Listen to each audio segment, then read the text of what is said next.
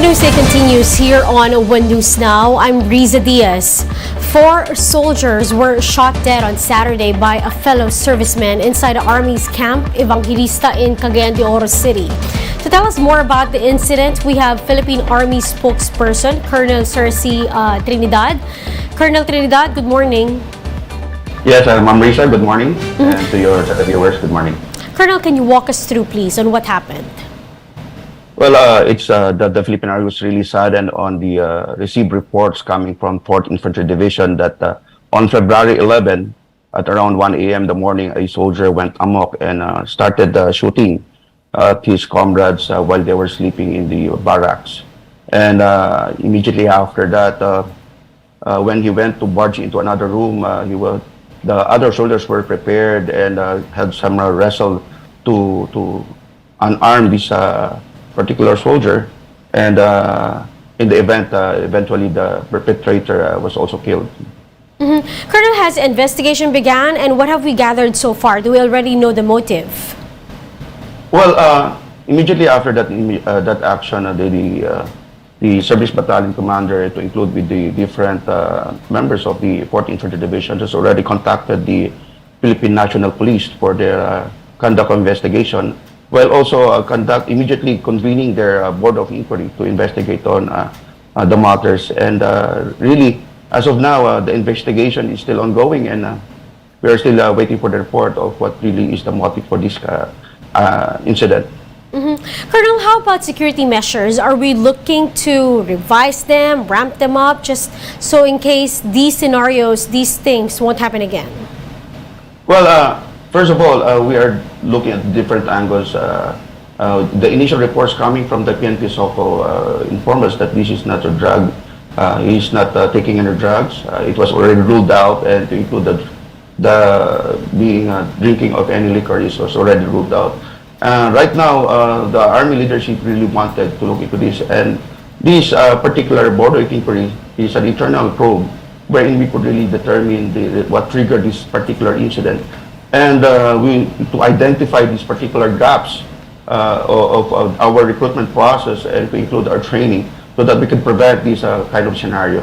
But as of now, it's still yet unknown of the particular motive of this tragic incident. Final question, Colonel Trinidad. Do we have help, or have we extended help to the families of the victims? Of course, yes, Ma'am Risa. No? Immediately, right now, the cadavers are already being taken care of, and the families were notified about this. And the necessary financial assistance will be given, and all of the benefits will be given to the said victims. Well, thank you, Colonel Trinidad, for sharing with us those information. That's Colonel Cersei Trinidad, spokesperson of the Philippine Army. Meanwhile, ASEAN member countries have agreed to share data to prevent cyber attacks during the 3rd ASEAN Digital Ministers meeting in Boracay. Information and Communications Technology Secretary Ivan Uy said that the cooperation of ASEAN member countries is important to prevent the proliferation of online scams and cyber attacks. He added that the data gathered may help member countries in tracking online criminal activities. The member states also agreed to form a computer emergency response team that will monitor cyber attacks threats across the region. The ADG-MIN believes in cooperation and collaboration when it comes to cybersecurity. They play a big role in improving our nation's ability to protect ourselves once we understand where they are. And this we can do by helping and being neighborly and sharing all this information. The collaboration that is required in order to address cyber threats, in detection and response to any cyber attack, as well as incident handling. We'll be back with more stories after the break. Keep it here on One News.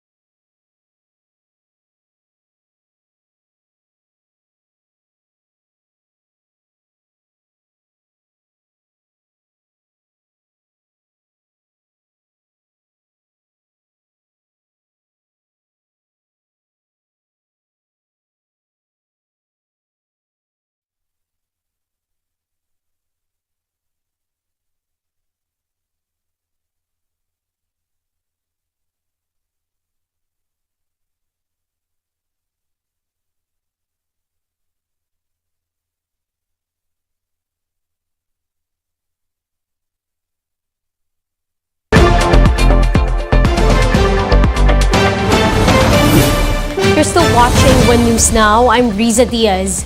Luxury cruise ships are back in the country after a 3-year hiatus due to the COVID-19 pandemic. Camille Samonte with the report. Because of the coronavirus pandemic, the cruise ship industry in Boracay had been halted for almost 3 years. But now, most tourist attractions are slowly resuming normal operations, including cruise ships. A luxury cruise ship will dock at the Cataclan Jetty Port on February 13th, giving its 500 passengers a few hours to enjoy Boracay. Ang mga Shorex natin, agent, ino-offer yung anong pwedeng maibigay ng isla. Like for example, ang island hopping, sea sports activities, and the same time yung pwedeng mag-shopping dito sa isla. Pwede rin sila rin na mag-enjoy. May mga resort tayo o hotel, o may mga restaurant tayong ina-identify para doon sila pwedeng mag-dining while they are here in Boracay. They will only stay 8 hours in the island. Some business owners in the island welcomed the return of the cruise ships. Queenie, a tour guide, immediately prepared posters for water activities and island hopping in a bid to attract tourists. Malaki pong tulong yun na may cruise ship na darating para naman din kami is makakapag-ipon na sa daming darating na bisita by cruise ship. About 5,000 to 6,000 tourists arrive in Boracay daily. But this number is still expected to increase with as much as 18 cruise ships expected to dock in Boracay this year. It is our parang world tour of the cruise ship. Usually, ang mga darating, karamihan dito yung Norwegian company. So, mag-iikot dito sa Asia. So, mapalad tayo ang isla ng Boracay bago ang before sa sa ibang lugar. According to the Philippine Ports Authority, there are 2 cruise ships that will dock at Ilocos Sur, Palawan, and Bohol from February 9 to 14, giving the country's tourism industry an early boost this year. For News 5, Camille Samonte, we are One News. Let's now take a quick look at today's other top stories. The Commission on Elections is pushing to allow early voting for the vulnerable sector. The poll body also wants to have internet voting available for OFWs to encourage more Filipinos to participate in the elections. House Speaker Martin Romualdez says that a visiting forces agreement between the Philippines and Japan could still be pursued in the long run. The military deal did not come up in the bilateral meeting between President Bongbong Marcos and Japanese Prime Minister Fumio Kishida, but Romualdez says that pursuing a VFA with Japan can be considered a work in progress. Meanwhile, President Bongbong Marcos is set to meet with the Filipino community in Japan to cap off his 5-day working visit.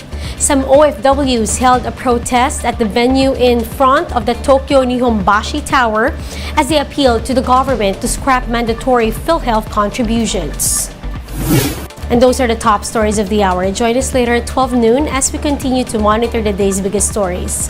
You can also catch One News on Signal Play app.